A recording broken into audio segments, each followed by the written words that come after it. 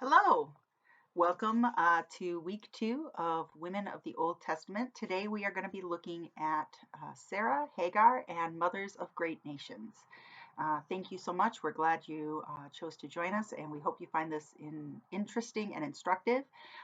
Just a quick note before we start, if you want to get an outline to study, or if you missed last week's section and want to catch up, you can do that by going to our website. That is Peace Lutheran or Peace Gaylord, peacegaylord.net. You see it right there, peacegaylord.net. And if you go to Ministries and Figuring Out Faith, click on that. It'll take you there and it will show you what's going on, and you can see the video and the key points outlined there. And pretty soon those links will change color and you'll have the one for this week. So without further ado, I'm Pastor Megan Crouch. I'm so excited that you're with us, and let's dive into this really fascinating week studying these. So today we're going to talk about Sarah and Hagar, who are mothers of great nations. And we're going to talk a little bit about how Sarah and Hagar relate to one another, how they represent historical women in Genesis, and what preconceptions color our understandings about these women and why that matters. A note about historical women in Genesis. The main women in Genesis are Sarah and Hagar. Well, obviously there's Eve, who we talked about last week, but then we have Sarah and Hagar, Lot's daughters, Rebecca, who is Isaac's wife, Isaac, of course, being the son of Sarah and Abraham. Then we have Rachel and Leah, who marry Isaac and Rebecca's son, Jacob. Rebecca has two children, Esau and Jacob. And then Jacob has two wives, and they're handmaidens. And between the four of them, they managed to father the 12 tribes of Israel. Then there is Tamar and Potiphar's wife, who also play important roles in Genesis, but unfortunately we can't cover everything. So while we won't be looking at all of these women closely, we're going to be looking at some of the themes that we see in all of their stories, particularly the value of motherhood and the relationship between women and the place of women in the culture. And those are issues that are addressed in just about all of these. And one of the key things to remember about the historical woman is that when we say historical, we don't mean history in the sense that you or I might define it today. The writers of the Bible had really different concepts of history than we do. They weren't looking to tell an objective story of facts and record things exactly as they happened. They were looking to record stories that portrayed their beliefs and passed them on to other generations. So again, just like last week, we talked about how Genesis, the creation story, isn't so much concerned with how the world was created, but much more concerned with why.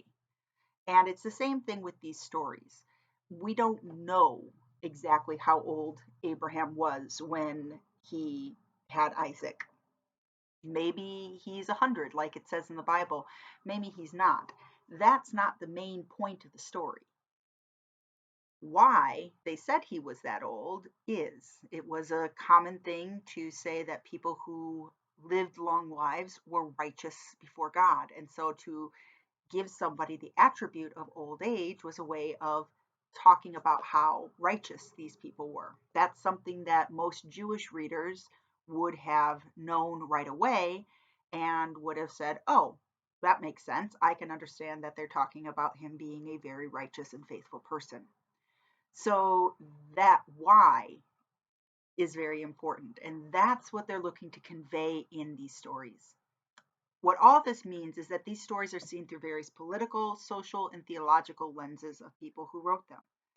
And it makes sense that some of the practices that we see them, or some of the things that we see them in, some things make more sense.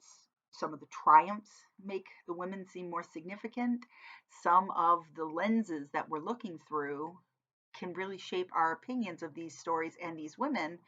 And so we're going to try a few different lenses and try to look at them a little bit more in those contexts as well. One of the major themes we see in these women's lives, in the women of Genesis for their lives, is the theme of motherhood.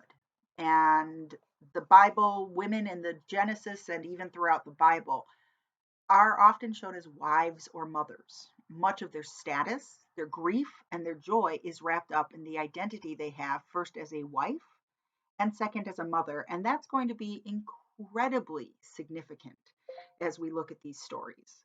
The role of wife and your place in the household, your role as mother and the security it brings you for your future, the idea of being barren. In Genesis, Sarah, Rebecca, and Rachel are all initially barren, and the idea that God intercedes and helps them bear children is very significant. And Sarah and Rachel also share the situation of not being the only woman in the story. Rachel, especially not being the only wife, because there's huge conflict between her and Leah, and there's similar conflict between Hagar and Sarah. And looking at how we deal with that conflict and or don't deal with that conflict and why it's there, I think becomes very significant. Especially since our initial answer is just to say, well, that was the wrong way to treat her and that was a mean thing to do. It might have been, but understanding more about the context in which these women live, the choices they may or may not have had, and the fears that they were probably facing, I think helps us understand these stories in a different way, and also helps reveal God to us and his love in a very significant way. There were several practices that women and men could use if they found themselves childless in the ancient world. It wasn't uncommon for that situation to happen. And if a wealthy man or somebody who had property or somebody who wanted to make sure they had things to pass that on to found themselves childish, childless, excuse me, there were some steps that were socially acceptable and maybe even expected of wives to do to ensure that their husbands had an heir. The Code of Hammurabi, for example, made a provision that if a man was married to a priestess who could not bear children, he could marry and lay with another priestess who could have children. Or his wife could give him a female slave to bear a child with, which is exactly what we see play out in the story with Sarah and Abraham. Other ancient writings and law codes from Mesopotamia and Egypt say that if a wife is barren, she would provide a surrogate to bear a child. So it almost places the idea that saying if you're a good wife and you can't bear a child, then it's your duty to then provide your husband with somebody else who can bear his child. Hagar is Egyptian. Abraham and Sarah come from a city in Mesopotamia, and these kinds of cultural contexts would be huge. In the study today at the church, we talked about the pressures that women have faced and still face in our culture to marry and have children, and how that is often viewed as a level of success, and that being a woman without a child, while becoming more acceptable, is not common and is also not necessarily accepted in a lot of parts of the world. We talked about how when I was in Egypt and there was a teacher with us who was in her 30s and I was in my late 20s, and I believe they called us spinsters because we were unwed, childless women, which was a little disconcerting, I won't lie. But it's also not uncommon in different parts of the world for that to be true. And it's important for us to realize that that pressure is very much real, and that that idea of needing to have children can drive and influence behavior. So this becomes one of the things we really want to make sure we focus on in these areas. The other is to really lift up just how little control many of the women in this story have over their own circumstances. They don't get to decide who gets to go where. They don't get to decide how things are happening. They don't get a lot of control over their circumstances and situations. And both women, both Sarah and Hagar, are going to find themselves in situations where they are particularly vulnerable and have very little control over it. And so we try to understand some of those things too as we look at them.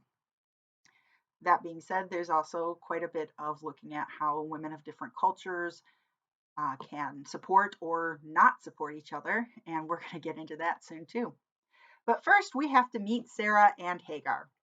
Sarah, or Sari, is Abraham's wife, and we find her story in Genesis between chapters 12 and 20. She journeys with Abraham as he follows God's command. Hagar, on the other hand, is Sarah's handmaiden or servant, and she's Egyptian. And she enters the story around Genesis 16, and we hear about her between Genesis 16 and 21.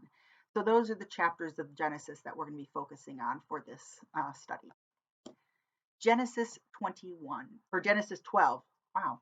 Genesis 12, 1 through 5. Now the Lord said to Abram, "Go from your country and your kindred and your father's house to the land that I will show you. I will make of you a great nation, and I will bless you and make your name great, so that you will be a blessing. I will bless those who bless you, and I will curse those those who curse you, I will curse. And in you all the families of the earth shall be blessed." So Abraham went as the Lord had told him, and Lot went with him. Abram was 75 years old when he departed Haran. Abram took his wife Sarai and his brother's son Lot, and all their possessions that they had gathered, and the persons whom they had acquired in Haran. And they set forth to go to the land of Canaan. When they had come to the land of Canaan, God makes the promise to Abraham, or Abram, as he's known right now in this text. Sarai has no say at all in what's going to happen to her. She may or may not know about the promise. She may or may not be happy about the situation. What we do know is that she is named, which is significant, and that she is going with them. And I think it's something interesting about the language here. It says Abram took his wife and his brother's son. I mean, they're right up there with the possessions to say that Abram decided he was going to do this, and this was what was going to happen.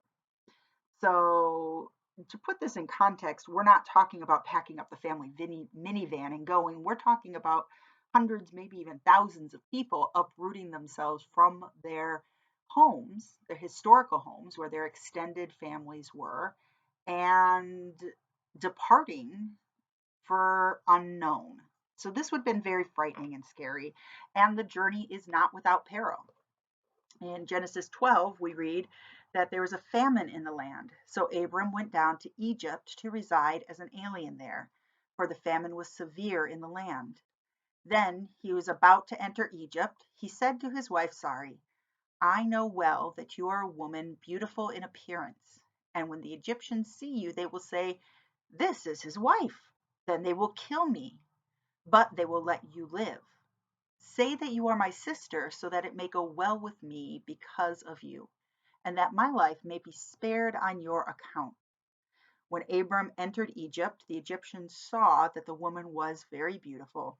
When the officials of the Pharaoh saw her, they praised her to Pharaoh, and the woman was taken to Pharaoh's house. And for her sake, he dealt well with Abram. He had sheep, oxen, male donkeys, male and female slaves, female donkeys, and camels.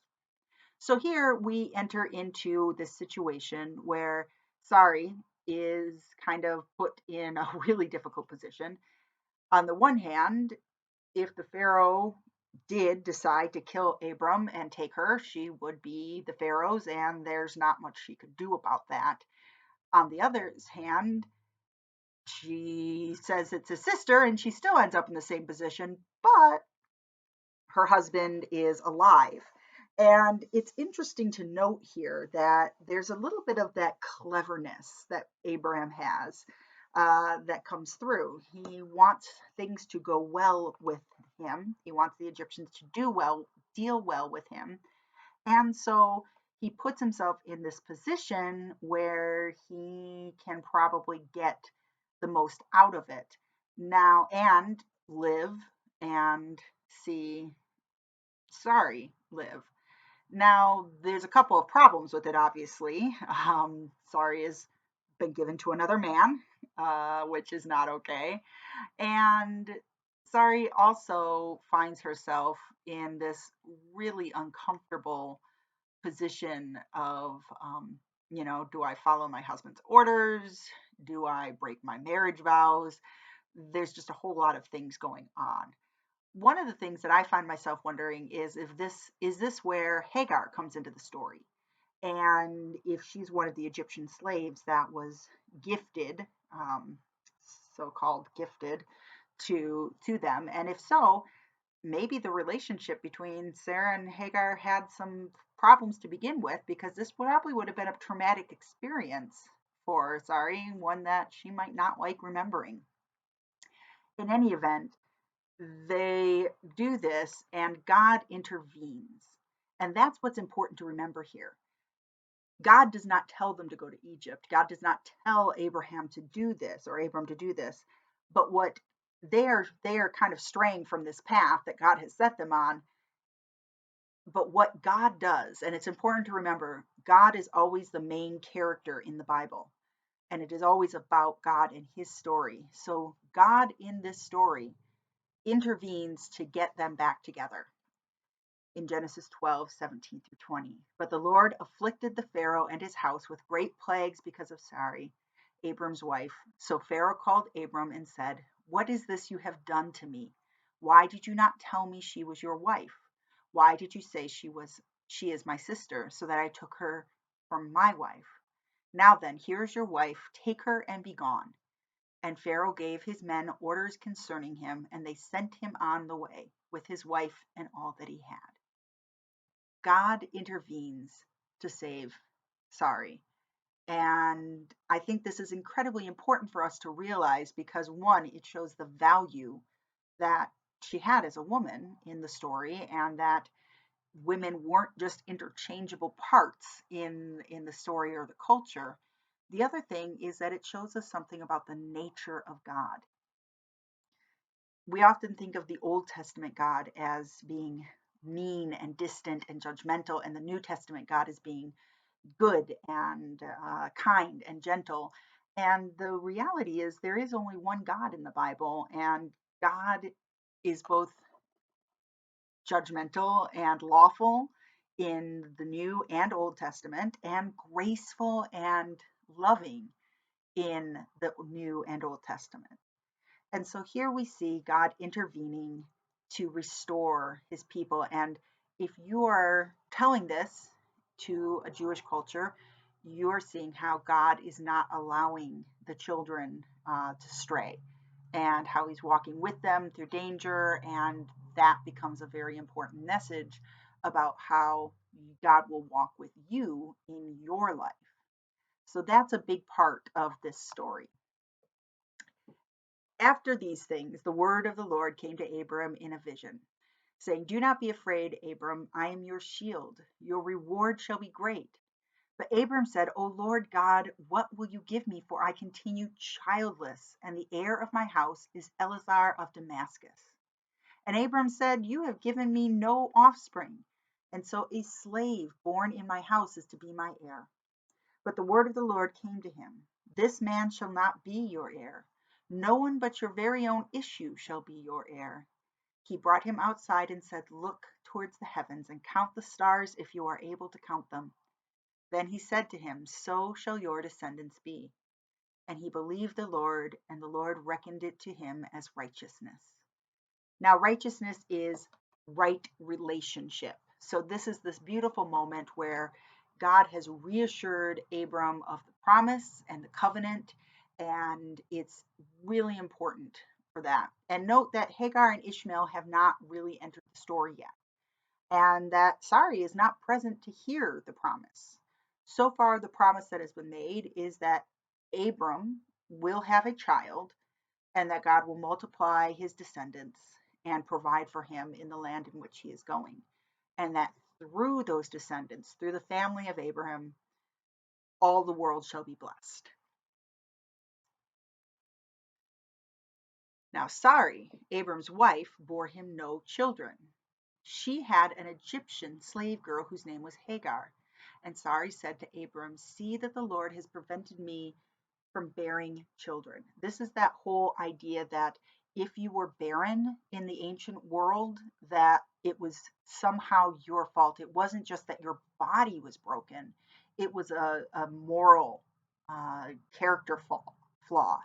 You were unworthy of God giving you children in that time. And there are still places in the world where women who can't bear children struggle with being judged like that, and that doesn't even count the just emotional toll of struggling with fertility.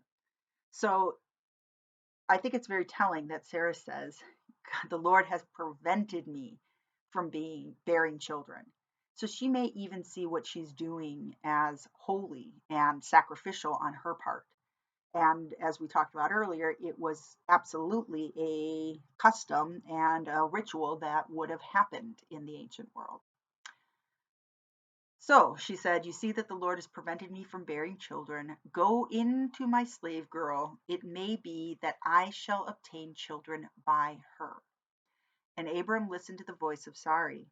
So Abram had lived for 10 years in the land of Canaan.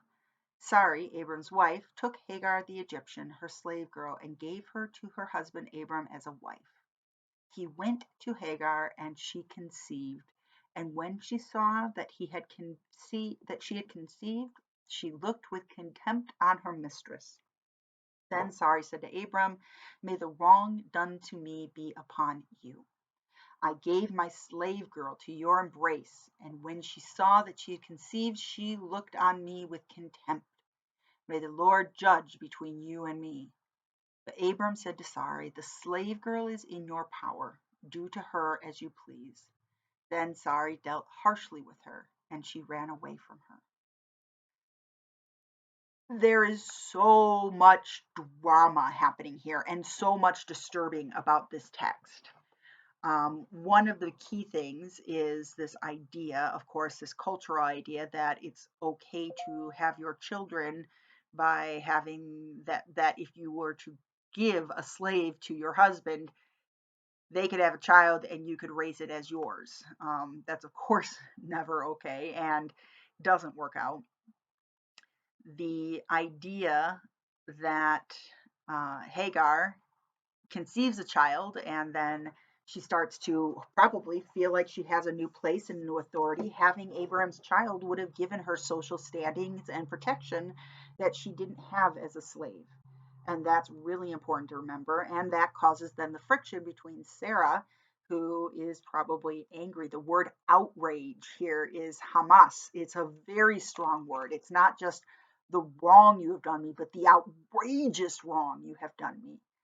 And Sarah may be worried about her own place in the culture. She may be upset and angry about her own infertility. She might be saying, "Hey, I did everything that a good wife is supposed to do. And now I'm going to get replaced." And so these two women clash. And Abram just kind of steps back and says, "You guys work it out," which is unfortunate. And please note, none of these things were commanded to them to do by God. God did not say, "You're going to have a wife, you're going to have your child by Hagar." God did not say, "You're going to have it by Sarah." God did not say that you need to do this or that. This is all people and culture and our own efforts. And as you can see, when we follow our own efforts, things can get messed up pretty badly. So Sarah deals harshly with her, and Hagar runs away. The angel of the Lord found her by a spring of water in the wilderness, the spring on the way to Shur. He said, Hagar, slave girl of Sari, why have you come from, or where have you come from, and where are you going? She said, I am running away from my mistress Sari. The angel of the Lord said to her, return to your mistress and submit to her. Then the angel of the Lord said to her, I will also greatly multiply your offspring, that they cannot be counted for a multitude. And the angel of the Lord said to her, now you have conceived and shall bear a son. You shall call him Ishmael, for the Lord has given heed to your affliction. He shall be a wild ass of a man, with his hand against everyone, and everyone's hand against his. And he shall live at odds with all his kin.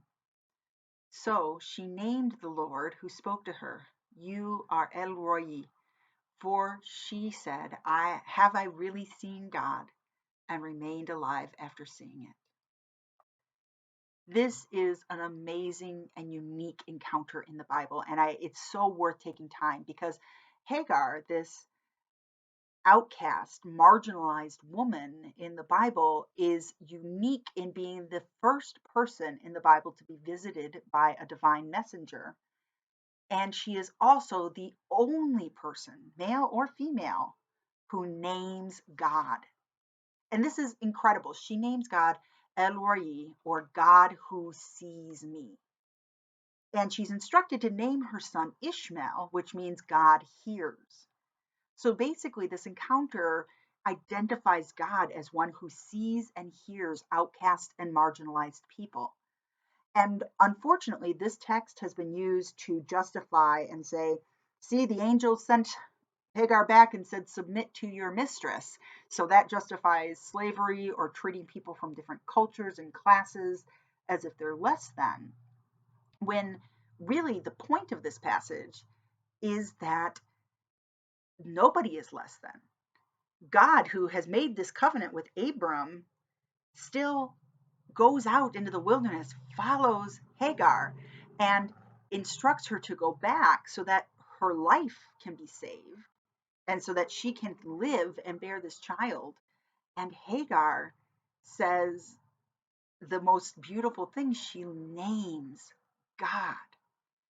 And ancient scribes, in writing this down and recording this, in passing it on, really lift up this encounter as God is not just with the people that God has chosen, but God is with all of creation. God who sees and hears outcasts and marginal people is very apparent here. And this is one of the things, and a great example of how scripture can and is often misused, where we miss the point entirely because we want to interpret it to justify a cultural standard that we've set. But I think this is a really good example of God saying, nope, I'm still upsetting the apple cart. And this is all the way in Genesis. So saying that the idea of God caring about marginalized people and outcasts is a New Testament concept is far from the truth. God has done this pretty much since the beginning. And it's vitally important that we remember that. Now we get back to Abram, and God said to Abram, As for Sarai your wife, you shall not call her Sarai, but Sarah shall be her name. I will bless her, and moreover, I will give you a son by her. This is the first time when it is identified who is going to bear Abraham's son. Then Abraham fell on his face and laughed and said to him, Can a child be born of a man who is 100 years old? Can Sarah, who is nearly 90 years old, bear a child? But Abram said to God, Oh, that Ishmael might live in your sight. So instead of saying, God, I don't know that this is going to happen, how about we just let Ishmael be the person who carries on? God said, No, but your wife Sarah shall bear a son, and you shall name him Isaac. I will establish my covenant with him as an everlasting covenant for his offspring after him. As for Ishmael, I have heard you. I will bless him and make him fruitful and exceedingly numerous. He shall be the father of 12 princes, and I will make him a great nation. But my covenant I will establish with Isaac, whom Sarah shall bear to you at this next season. So Abraham laughs, doesn't believe, and then asks God to think about, considering, we've got Ishmael, why don't we just go with him? Sarah doesn't really know about the promise yet. And God, when he meets Abraham's skepticism, reestablishes the covenant, reassures Abraham, and says, this is what's going to happen. The Lord appeared to Abram by the oaks of Mamre as he sat in the entrance of the tent in the heat of the day. He looked and saw 3 men standing near him, and he saw them and ran to the tent entrance to meet them. And they bowed down to the ground, and he said, my Lord, if I find favor with you, do not pass by your servant. Let a little water be brought and wash your feet, and rest yourselves under the tree. Let me bring a little bread that you may refresh yourselves, and after that you may pass on, since you have come to your servant. So they said, do as you have said. And Abram hastened into the tent to Sarah and said, make quickly 3 measures of choice flour. Knead it and make cakes. This is the 4th time Abram has been visited by God, and the first time that Sarah has been involved. And this is significant, and we're going to see what happened, why, right now. They said to them, where's your wife Sarah? And he said, there, in the tent. Then one said, I will surely return to you in due season, and your wife Sarah will have a son. And Sarah was listening at the tent entrance behind him.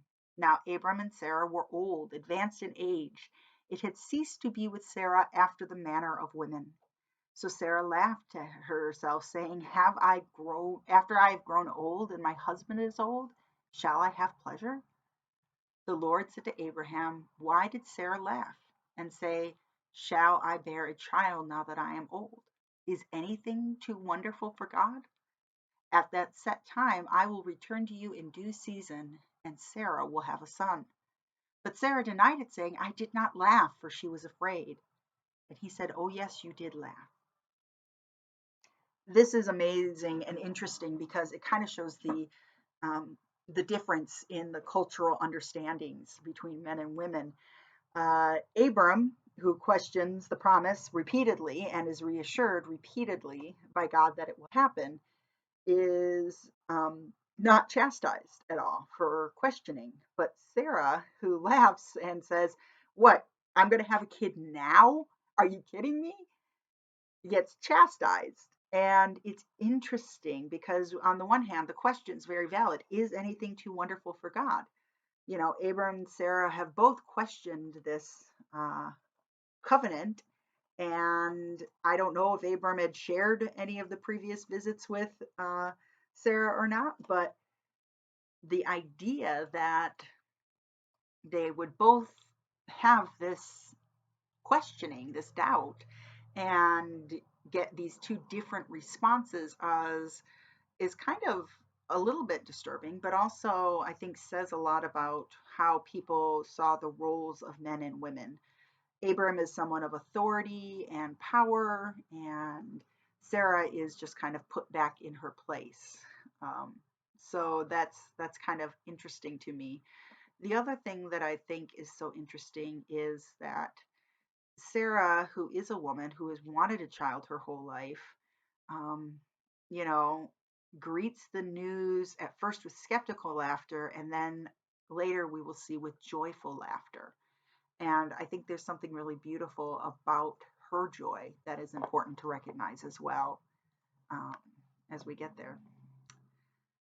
From then, Abraham journeyed toward the region of Negeb and settled between Kadesh and Shur. While residing in Gerar as an alien, Abraham said of his wife Sarah, this is my sister. Oh, wait, this sounds familiar. And King Amalek of Gerar sent and took Sarah. But God came to Abimelech in the dream by night and said to him, you are about to die because the woman whom you have taken, for she is a married woman. Now Abimelech had not approached her, so he said, Lord, will you destroy an innocent people? Did he not himself say to me, she is my sister, and she herself said he is my brother? I did this in the integrity of my heart and the innocence of my hands. Then God said to him in a dream, Yes, I know that you did this in the integrity of your heart. Furthermore, it was I who kept you from sinning against me.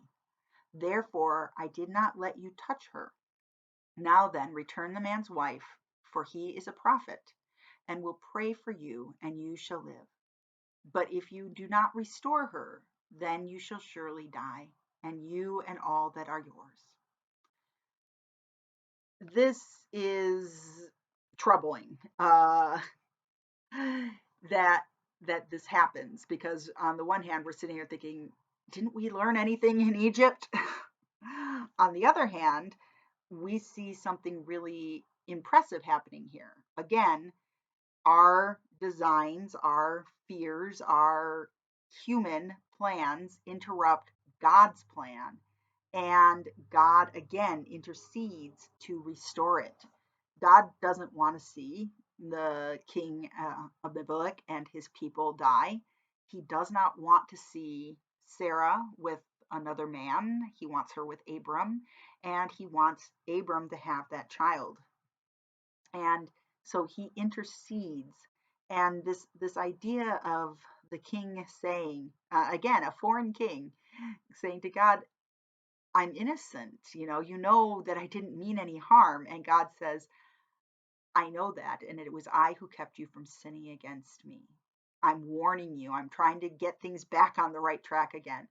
It really says, and again, God is the main character, a lot about the fact that God will continue to walk with his people and guide them and even intercede for them, even when we keep messing up. And that becomes a very important story of the covenants and the Bible that we will see play out over and over and over in the Old Testament and in the New Testament and in our own human lives as we continue to experience God's forgiveness. And it's really touching, and I think, again, important to remember that this is Genesis. This is the beginning of the Bible. This is the Old Testament God, who is not different from a New Testament God, and does have grace and love, just like God always has. And likewise, there's some less fortunate things too, but we'll get to those later. Then Abimelech said to Abraham, What were you thinking of that you did this? Abraham said, I did it because I thought there is no fear of God at all in this place, and they will kill me because of my wife. And again, Abraham's assumptions about other people, that they are outside of God and God's power, leads him to do these sins, leads him to make these mistakes. So he says that, and then he says, and this is disturbing and a little bit, he says, Besides, she is indeed my sister, the daughter of my father, but not the daughter of my mother, and she became my wife. Basically, Sarah is Abraham's half sister. They share a father, but they have different mothers. This was not uncommon in the ancient world. And when God caused me to wander from my father's house, I said to her, This is the kindness you must do me at every place in which we come. Say of me, He is my brother. Then Abimelech took sheep and oxen and male and female slaves and gave them to Abraham and restored his wife Sarah to him. Abimelech said, My land is before you. Settle where it pleases you. Now, Abraham benefits from this transaction. God intercedes again and continues to love and help Abram even in his imperfections. Abimelech is gracious, and Sarah is unfortunately kind of caught in the middle of it all, because do you again break your marriage vows? Do you keep your promise to your husband? What's the right thing to do here? Sarah is finally back with Abraham, and the Lord dealt with Sarah as he has said. And the Lord did for Sarah as he promised. Sarah conceived and bore Abram a son in his old age, at the time of which God had spoken to him. Abram gave the name Isaac to his son whom Sarah bore him. And Abraham circumcised his son Isaac when he was 8 days old. God had commanded him. Abraham was now 100 years old when his son Isaac was born to him. Now Sarah said, God has brought laughter for me. Everyone who hears will laugh with me. And she said, who would ever have said to Abraham that Sarah would nurse children? Yet I have borne him a son in his old age. This is just this beautiful fulfillment of the scripture and of Sarah finally getting to claim that identity as mother and having her child and being in that beautiful state um, of what God has promised her. And there's something really amazing and majestic and wonderful about that. Unfortunately, those mothering instincts also lead a mother to care very deeply about her child and to try to protect and preserve them. But when Sarah saw that Hagar, the Egyptian, whom she had borne to Abraham, playing with her son Isaac, so she said to Abraham, cast out the slave woman and her son, for the son of a slave woman shall not inherit alongside my son Isaac. The matter was very distressing to Abraham on account of his son. But God said to Abraham, do not be distressed because of the boy and because of your slave woman. Whatever Sarah says to you, do as she tells you, for it is through Isaac that offspring will be named after you. For the son of the slave woman, I will make a nation of him also, because he is your offspring. So again, this is a good reminder that in the ancient world, the eldest son generally was the one who inherited. And that's a concept that God challenges fairly frequently. Again, even from Genesis, God is interrupting these cultural structures that we've put up as social norms and says, nope, we're going to have the second or the youngest son. We see it with David, we see it with Jacob, we see it with throughout the Old Testament in a lot of different places. But Sarah becomes angry and wants to protect her son's place. And she's afraid that the oldest son will inherit. So she attempts to remove that problem. And God at this point says, I'm going to take care of them and it's okay. And so Abraham is kind of let off the hook there a little bit. And that's not to say that it is okay to just say, well, God will take care of this problem. I don't have to think about it. I believe Abraham truly was distressed about this and that it was only God's promise that allowed him to do it.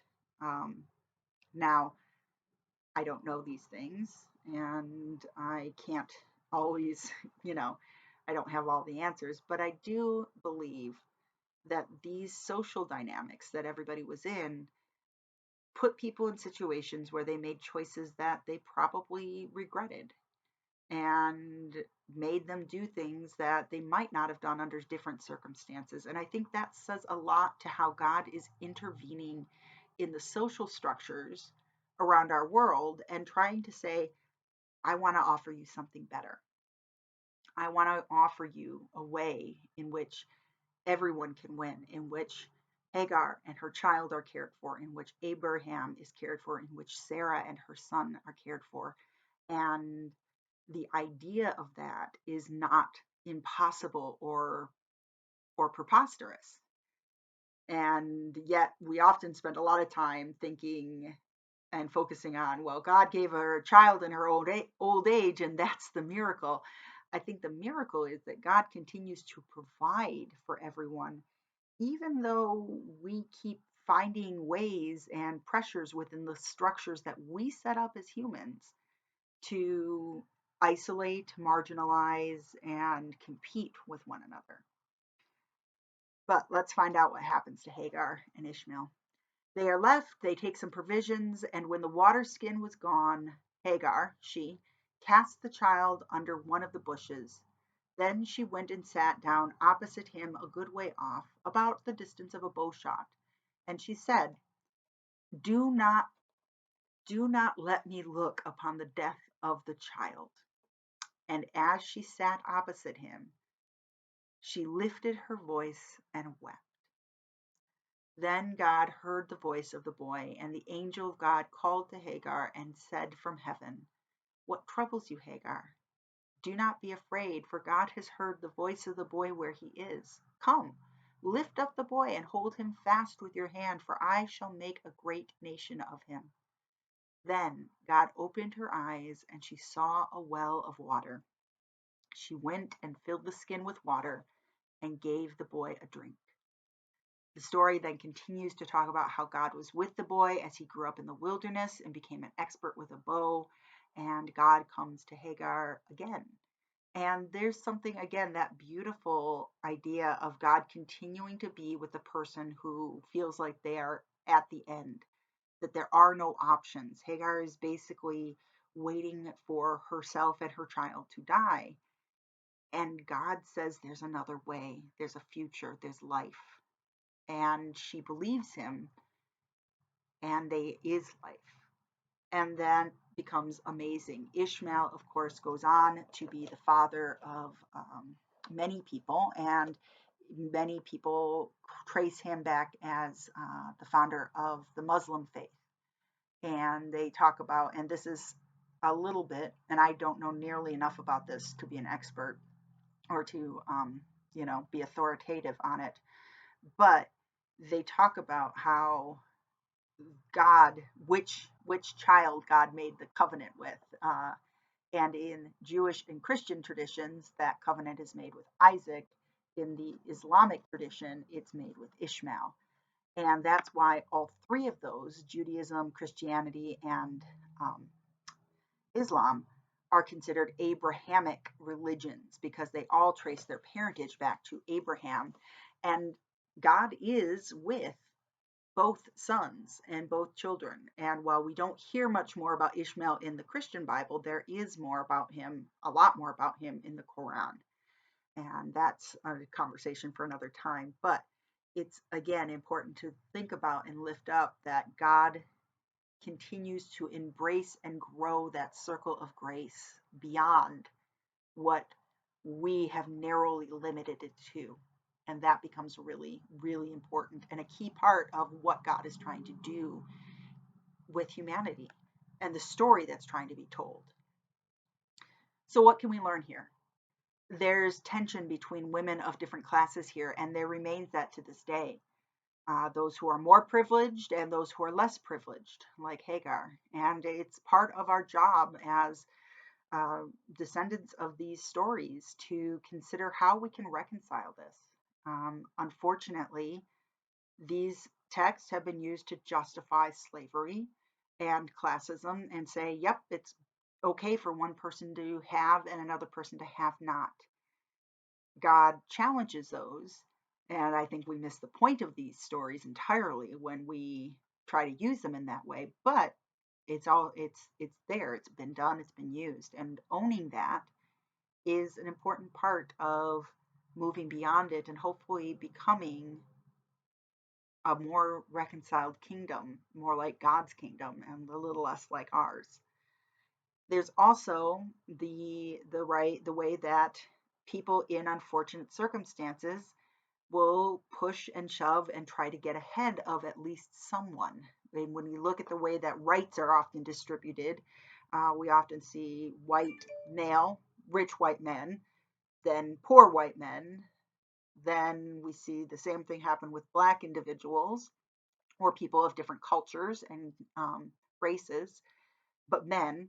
Then Caucasian women follow, and usually minority or women of color are the last and the most vulnerable parts of society. We see the statistics about crime, about rape, about disappearances, about social and domestic abuse, about opportunity, the wage gap. Tons of examples and social research has been done lifting up this problem. And part of our calling here is to say, you know what? Maybe this isn't about just Sarah and Hagar. maybe the problem is that we live in a culture that pits us against each other. And we all suffer in a system like that. Admittedly, some people suffer a lot more, but that's not a culture where anyone truly wins. God wants to offer culture where there aren't haves and have nots. And I don't know fully what that looks like, but I believe in that vision, and I hope that's something that we can continue to work towards today. I really hope that you have enjoyed this time of study. I'm always happy to discuss if you have questions. Next week, we're going to be looking at the women of Exodus, and these are some of my favorite ladies in the Bible. So I hope you will join us. If you can be here in person, we'll be meeting at 1 o'clock at Peace Lutheran Church in the fellowship hall. If you can't, I hope you'll tune in online. May God bless you, and God continue to bring us to a day when we can be reconciled and we can be whole. The Lord be upon you. The Lord continue to lift you up. May the Lord help you laugh like Sarah. May the Lord make you bold like Hagar. And may the Lord walk with you in all the things you do, knowing that God hears and sees you. Amen.